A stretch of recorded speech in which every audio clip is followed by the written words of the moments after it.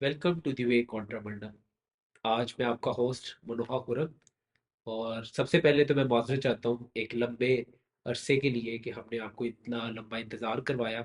और ये एपिसोड काफ़ी देर के बाद हम शूट कर रहे हैं। खुदा ने चाहा तो हम एक छोटे से क्या कहते हैं काम में बिजी थे, मसरूफ़ थे, लेकिन आज खुदा ने मौका दिया। उसके फजल के वसीला से हम लोग दोबारा से पॉडकास्ट और इसकी इस एपिसोड को रिज्यूम कर सकें। आज जिस टॉपिक पे हम बात करेंगे वो टॉपिक है यूथ रिलेटेड। उन यूथ को जिन आजमाइशों का शिकार हैं, जिन आजमाइशों का मुकाबला करने में परेशानी है, उन तमाम बातों को आज की इस एपिसोड में हम लोग जो है उसके ऊपर डिस्कशन करेंगे। और उसी के साथ हम उनके बाइबली हल देखेंगे बाइबल के मुताबिक कि इन आजमाइशों से हम बाइबल के मुताबिक कैसे टैकल कर सकते हैं। तो आज मैं अपने भाइयों के साथ आपको इंट्रोड्यूस करवाऊंगा। सबसे पहले जोएल भाई, इनसे आप वाकिफ़ हैं। जोएल रियाज इनका नाम है। और मेरी लेफ्ट साइड पे जो बैठे हैं ये हमारे बड़े ही करीबी, बहुत ही अजीज और दिल के करीब हमारे बुजुर्ग भाई हैं। इनका नाम है अजीम भाई। थैंक यू और सो अजीम भाई का ताल्लुक जो है वो फैसलाबाद से है। और राइटिंग में खुदा ने अजीम भाई को बहुत इस्तेमाल किया और अभी तक खुदा कर रहा है। खुदा ने उनको एबिलिटी दी है ट्रांसलेशन की, लिखने की, लिटरेचर से भाई का बड़ा करीबी लगाव है। तो मैं चाहूंगा कि अजीम भाई अपने बारे में थोड़ा सा खुद भी बताएं। मच खुरम भाई। मेरा नाम जैसे कि आपने लिया अजीम सैमसन मेरा नाम है। और फैसलाबाद में एक ब्रदरन चर्च से मेरा ताल्लुक है। वहाँ पर मैं खिदमत करता हूँ बतौर एक यूथ लीडर। साथ साथ मेरी जो कॉलिंग है क्रिश्चियन चर्च में वो है एज ए प्रीचर। मैं प्रीचर के तौर पर एक प्रीचिंग एल्डर के तौर पर अपने चर्च में सर्व कर रहा हूँ। और professionally I am not a pastor. ये मेरी कॉलिंग है, इट्स माय प्रिविलेज कि मैं प्रीच करता हूँ। Professionally I am an accountant. मैं पिछले 11 साल से एक ऑर्गेनाइजेशन के साथ, एक प्राइवेट ऑर्गेनाइजेशन के साथ बतौर फाइनेंस मैनेजर काम करता हम्म। हूँ। So this is me in nutshell. Thank you very much Azeem भाई। अजीम भाई के साथ जो हमारा ताल्लुक है वो बहुत पुराना ताल्लुक है और खुदा के फजल के वसीला से ये ताल्लुक भी बना। थियोलॉजिकली लाइक माइंडेड होने की वजह से ये ताल्लुक बना। और मुझे अच्छे से याद है, आज से तकरीबन 4 साल पहले हम एक आउटरीच पे थे, जहाँ पर मैं और जोएल भाई हम दोनों थे और हमारे साथ हमारे चर्च के भाई थे। तो अजीम भाई से हमारी मुलाकात फैसलाबाद में हुई। तो चले आइए, हम इस पॉडकास्ट का आगाज करते हैं। और सबसे पहले जोएल भाई, मेरा आपसे सवाल है कि मौजूदा हालात में आप, जो हमारी यूथ है, आपको क्या लगता है कि जो मुझे ज़ाती तौर पर नज़र आता है कि डिस्ट्रैक्शन जो है वो बहुत ज़्यादा है, और यूथ का जो टाइम स्पैन है किसी भी चीज़ के ऊपर फोकस करने का, वो बहुत कम है। तो आपको क्या लगता है कि वो कौन सी वजूहात है जिसकी वजह से आज की यूथ जो है डिटर्मिनेशन के लिहाज से और फोकस के लिहाज से बहुत वीक है? तो आपको क्या लगता है वो क्या रीजन है? जी जी, इसके पीछे वजूहात में से एक ये वजह भी है कि जो लोग हैं उनका लेंथी लेंथी काम वो ज्यादा देर तक नहीं कर सकते, क्योंकि कंडीशनिंग इस किस्म की है ना। 1 मिनट की ऐड है, 2 मिनट की रील है, टिकटॉक भी लोग देखते हैं 3 मिनट का, फेसबुक पे वीडियोस देखते हैं, यूट्यूब रील्स देखते हैं। तो कंडीशनिंग इस किस्म की है कि 2-3 मिनट में ही उन तक अपनी बात को पहुंचाया जा सके। ये मार्केटिंग का तरीका है कि मार्केटिंग इसी तरह होती है कि लोगों को कम वक्त में अपनी इंफॉर्मेशन ज़्यादा पहुंचा दी है, और उसी इंफॉर्मेशन को जो जो मेन मेन चीज़ें हैं वो लोगों तक पहुंचा दी जाए। तो लोग जो है ज़्यादा लंबी चीज़ों के आदी नहीं रहे। लोग बस चाहते हैं कि जल्दी जल्दी चीज़ें हों, जल्दी जल्दी ख़त्म हो, और बस हम आगे बढ़ें। तो ये बस उसी की वजह से है कि कंडीशनिंग हमारी इस किस्म की जा रही है। इस टाइम पे, इस वक्त में जो कल्चर है वो हमारे जहन को इस तरह बना रहा है। और ये चीज़ें ज़्यादातर लोग फेसबुक इस्तेमाल करते हैं, इंस्टाग्राम इस्तेमाल करते हैं, यूट्यूब टिकटॉक इस्तेमाल करते हैं और इन पे वीडियोस देखते हैं। तो कंसंट्रेशन जो है लोगों की, मेन चीज़ ये है कि कंसंट्रेशन का ताल्लुक भी इंटरेस्ट के साथ है ना।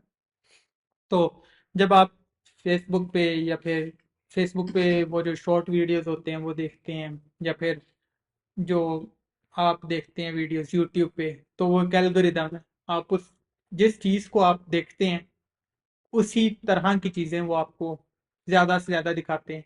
तो आपको बस वही चीजें जो आपका जिसमें इंटरेस्ट है वो देखने को मिलती हैं, और फिर आप उस चीज के इतने आदी हो जाते हैं कि आपके आपकी इंटरेस्ट की ही चीजें दिखें, कि जो चीज आपके इंटरेस्ट की नहीं होती, और जिस चीज में आपको थोड़ा सा कंसंट्रेट करना पड़ता है, थोड़ा सा अपना ध्यान हटा के लगाना पड़ता है, तो उस चीज की आपको आदत नहीं रहती। लोग घंटों घंटों ये करते रहते हैं, घंटों घंटों ये वीडियोस देखते रहते हैं। इसी तरह यूट्यूब पे एक पादरी साहब की मैं आपको बात बताना चाहता हूँ कि वो बता रहे थे उन्होंने फेसबुक इस्तेमाल करना बंद कर दिए। मैंने उनसे पूछा आप फेसबुक पे हैं? बोलते हैं नहीं। मैंने पूछा क्यों नहीं है? बोलते हैं मैं घंटों घंटों बस फेसबुक ही देखता रहता था, मैं बस स्क्रॉलिंग कर रहा हूँ और मैं उस चीज़ का एडिक्ट हो गया था, इस वजह से मैंने फेसबुक को ही यूज़ करना बंद कर दिया। तो ये वो बात है कि इंसान के लिए टेम्पटेशन भी बन जाती है, और फिर वो बस अपनी इंटरेस्ट की ही चीज़ें देखना चाहता है, क्योंकि वो उस चीज़ का इतना आदी हो जाता है। और चीज़ों पर जो इंटरेस्ट की नहीं होती, मिसाल के तौर पे पढ़ाई या फिर कोई और काम की वीडियो, फायदेमंद चीज़ें, उन पे इंसान फोकस नहीं कर पाता क्योंकि इतना आदी हो जाता है इन चीज़ों का। बहुत शुक्रिया जोइल भाई। अजीम भाई, इसी सवाल को मैं कंटिन्यू करना चाहूँगा, लेकिन एक डिफरेंट एंगल से। वो एंगल ये है, आपके ख्याल में जो कंसंट्रेशन टाइम है, कि किसी भी चीज़ को के ऊपर कंसंट्रेट करके, फोकस करके, जो यूथ का आज बहुत कम हो चुका है, और जोइल भाई ने जो रीजंस पेश किए, आपके ख्याल में क्या टाइम स्पैन का कम हो जाना यूथ के लिए आज बाइबल से दूरी का बायस है या नहीं? सबसे पहले agreeing with everything that George has said, मैं ये कहूँगा कि वाकई ना ऑनलाइन सर्वेलेंस इतनी स्ट्रॉन्ग है हमारे ऊपर ऑनलाइन वर्ल्ड में कि आप लाइक अपने सोशल मीडिया पे जैसे एल्गोरिथम्स की हम बात कर रहे थे, आप एक ऐड देखें, कोई भी ऐड देख लें, लाइक आप ऑनलाइन शूज देख लें, तो थोड़ी ही देर के बाद आपको ज्यादातर पोस्ट आपके इंटरेस्ट के मुताबिक मिलेंगी। कोई एक वीडियो सुन लें किसी चैनल की, तो वो आपको ऐसे जैसे वो घेरने के लिए तैयार बैठे हैं फेसबुक के ऊपर। तो जॉन पाइपर की कोटेशन इस्तेमाल करूंगा कि जॉन पाइपर कहता है कि ये हमारा सोशल मीडिया जो है ना, इंस्टाग्राम, फेसबुक, हमारा ट्विटर या एक्स आजकल से कह लें, वो एक बहुत बड़ा एविडेंस होगा इन हेवन के प्रेयरलेसनेस और बाइबल स्टडी की कमी, इसमें टाइम का कोई एक्सक्यूज नहीं था। वाह, सही है। बिल्कुल। सो कहने से मुराद ये है कि बाकी चीजों ने हमें इतनी मजबूती से घेरा हुआ है ना, इतने पंजे और उन्होंने नट इतने टाइट किए हुए हैं ना हमारे ऊपर, कि और कुछ देख लें। और स्पैन को मैं कैसे मान लूं कि स्पैन का मैं, जबकि रिसर्चेस कह रही है कि हम अपने साल के लाइक 700 800 थाउजेंड, हम सिर्फ 700 800 आवर्स हम अपने टीवी पे गुजारते हैं, उसमें फोन शामिल नहीं है। और मैं समझता हूँ कि आज जो हमारा कंजम्पशन टाइम है वो टीवी से कहीं ज्यादा फोन है। जैसे अभी जॉय ने भी कहा कि हम फोन पकड़ते हैं तो घंटों घंटों हम स्क्रोलिंग करते रहते हैं, और we have no, you know, मैं ये नहीं कहता कि देयर इज नो लर्निंग, वहाँ पे लर्निंग है, लेकिन मैं समझता हूँ कि अगर हम एक तरफ एक कॉलम बना रहे लर्निंग का और एक कॉलम बना रहे टाइम्स वेस्टेज का, तो वो कॉलम कितना लंबा होगा जिसमें इन वीडियोस ने हमारा टाइम वेस्ट किया है बजाय हमें कुछ सिखाने की। So it's not about span, या इट्स नॉट अबाउट कि हम सुन कितनी देर सकते हैं, हम सुन कितनी देर सकते हैं, देख कितनी देर सकते हैं। It's less about time, it's more about our interest, you know. मैं हमेशा से इस बात का कायल रहा हूँ कि you know, to love the Bible, to be in prayer comes, it's an inside out change, not an outside in, you know. तो इस तरह की दौर में जिसमें हम रह रहे हैं, when we have so much distraction around us, तो कितना ज्यादा जरूरी है हमें इस बात के लिए खुदा के हजूर जाने की, मुझे भी, आपको भी, जोएल को भी, कि खुदा, we are not better than those teenagers और 20 years old, the people in their twenties. आप कभी भी ट्वेंटीज में, I have cross that twenties, मेरे लिए भी वही डिस्ट्रैक्शन है, but it's all by grace. मैं नहीं समझता कि मेरे अंदर कोई ऐसी खास बात है जो मुझे इससे दूर रख सकती है। It's all by grace. We have so much distraction around us, और इसमें जो है ना वो वाकई फोकस करना, it's too difficult. It's only possible by his grace, you know. अब सिर्फ स्पिरिचुअल बात नहीं, हम जरूर प्रैक्टिकल साइड की भी बात करेंगे, बिल्कुल। But at this point I would like to say कि ये एक रियल टेम्पटेशन है, दैट्स अ रियल फाइट बिल्कुल इस दौर में। बिल्कुल। तो मेरा जवाब पहले काफी लंबा हो गया। तो जोएल भाई, अ, अगर हम देखें 10th सेंचुरी से 14th सेंचुरी तक, हमें नजर आता है कि बाइबल को ताले लगा करके रखा जाता था।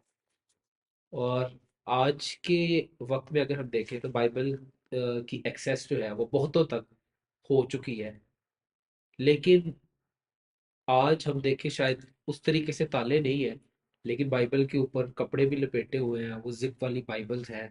तो वो जिप जिधर बंद है वो उधर ही बंद है, उसको वो खुल नहीं रही है। आपके सामने वो क्या रीजंस हैं, और स्पेसिफिकली यूथ के कॉन्टेक्स्ट को आप सामने रखते हुए, कि वो कौन सी चीजें हैं कि बाइबल की जो जिप है बस वो जिप बंद है, वो खुल नहीं रही है, और कौन सी ऐसी आजमाइशें हैं या कौन सी ऐसी बातें हैं जो जो वो जिप को खुलने नहीं दे रही, और शायद यूथ बाइबल से दूर भागती है। क्या लगता है आपको? नहीं जी, मेन इंसान का जो है, ये बात है जिस तरह आरसी स्प्रोल खुदा का खादम कहता है जी कि कोई आपसे गुनाह करवा नहीं सकता, हर गुनाह आप जो है अपनी मर्जी से करते हैं। यस। मिसाल के तौर पे कोई आपके सर पे गन भी रख दे और वो आपको बोले जी चल तो मेरी बात मान और गुनाह कर, तब भी आपके पास दो ऑप्शन, या तो गोली खाएं या तो गुनाह करें। आप गोली खाने का ऑप्शन भी चुन सकते हैं, पर आप अपनी मर्जी से जानते बूझते हुए कौन सा ऑप्शन चुनते हैं, मतलब गुनाह करने का। इंसान की नेचर ही ऐसी है, इंसान जो है गुनाह को करना पसंद करता है। और ये बात है कि इंसान का इंटरेस्ट जिस चीज में होता है वो करता है ना।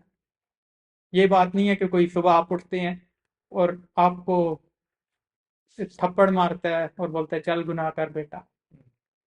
वो ये बात है कि तूने बाइबल नहीं पढ़नी, ऐसा नहीं होता। शायद ही किसी सिचुएशन में ऐसा होता हो, आमतौर पर इस तरह नहीं होता। हर किसी को जब आप सुबह उठते हैं तो वही बात है जिस तरह वो बोलता है, जॉन पाइपर बोलता है कि सुबह, हर सुबह जंग होती है कि मैं या तो अपना मोबाइल खोल के इंस्टाग्राम देखूं या फिर मैं बाइबल पढूं। हम्म। वही जंग है। और वही है ना कि आपका इंटरेस्ट जिस चीज़ में है, जो चीज़ आपको ज़्यादा इंटरेस्टिंग लगती है आप वही करते हैं। और आमतौर पे असल में लोगों को बाइबल पढ़ना इस वजह से भी नुकसान, क्योंकि उन्हें गुनाह करने से रोकती है। बाइबल लोगों को लगता है एक बंदिश है कि ये बाइबल जो है मुझे उस चीज को हासिल करने से रोकती है जो मैं चाहता हूँ।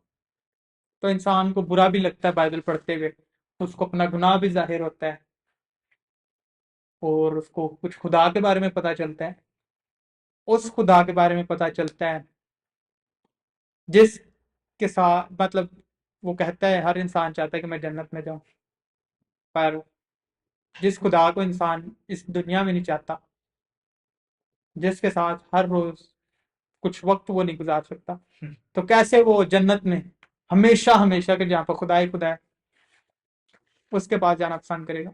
इंटरेस्ट की बात है, ख्वाहिश की बात है कि इंसान की ख्वाहिशें किधर है।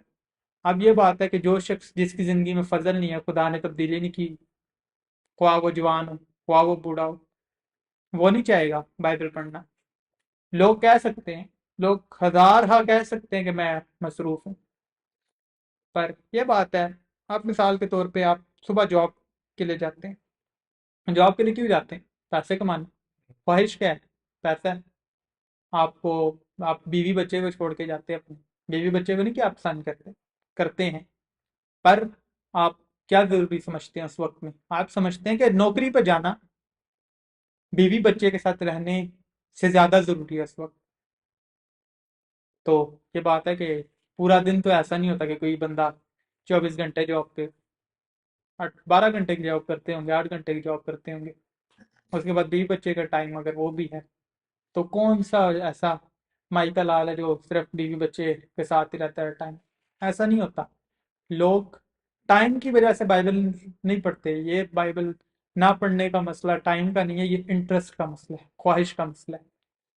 तो ये बात है, जिनकी जिंदगी में ख्वाहिश है, जिनकी जिंदगी में खुदा ने तब्दीली की है, वो लोग करते हैं। और ये बात है कि आपको, अगर आप मसीही हैं और आपकी जिंदगी खुदा ने तब्दील की है, सॉरी मैंने ज़्यादा टाइम ले लिया, आखिरी बात करूंगा छोटी सी। और आप शायद उस गुनाह में हैं कि आपको खुदा का कलाम शायद पढ़ना इतना अच्छा नहीं लग रहा, तो आप पढ़ें, आदत बनाएं, कोशिश करें, टाइम सेट करें। और जिस तरह पढ़ते जाएंगे इंटरेस्ट आपका डेवलप होता जाएगा। वक्त देना पड़ता है। खुद ही का इनकार आपका ये हो सकता है कि आप सुबह उठ के उस मोबाइल पे इंस्टाग्राम या फिर फेसबुक को ना देखें और उस टाइम पे बाइबल पढ़ें। शायद आपके लिए खुद ही का इनकार ऐसा दिख सकता है। तो ये बात है कि आपको जो है कोशिश करनी है और आदत बनानी है। आदत बनाएंगे ज्यादा से ज्यादा कलाम पढ़ने की, तो कलाम पढ़ना आपको पसंद आएगा। वरना नहीं ख्वाहिश होगी, नहीं आदत होगी, तो मुश्किल है। ज़रूर इसके ऊपर गौर कीजिएगा। खुदा इस पॉडकास्ट और इस सारी डिस्कशन के वसीला से आपको बरकत दे। और एक मरतबा फिर से बहुत शुक्रिया असीम भाई। Thank you. Thank you Joel भाई आपके टाइम का। और खुदा आप सबको बरकत दे। बहुत शुक्रिया।